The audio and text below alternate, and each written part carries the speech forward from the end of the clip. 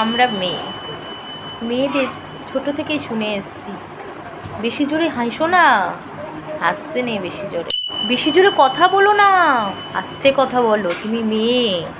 এত জোরে জোরে হাঁটছো, এত জোরে জোরে হাঁটতে নেই, ধীরে ধীরে হাঁটো, আস্তে আস্তে আসো, ধপধপ করে হাঁটবে না, তুমি মেয়ে, মেয়েদের লক্ষ্মীশ্রীর মতন আস্তে আস্তে হাঁটতে হয়, চিল্লামিল্লি করতে নেই, তুমি মেয়ে না?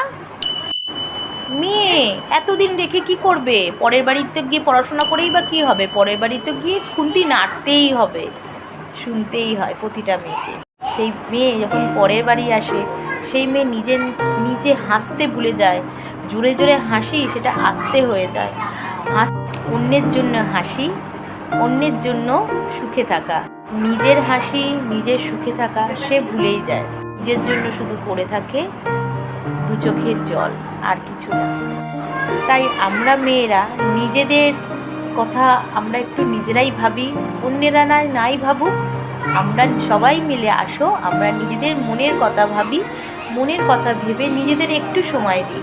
নিজেদের সময় দিলে তার থেকে বড় কিছু হয় না, কারণ নিজেরা হচ্ছে আমরা মেয়েরা নিজেদের বুঝি, আমরা একজন একজনকে বুঝি, আমাদের মেয়েদের মন বুঝি। তো আসো মনের কথা শুনি।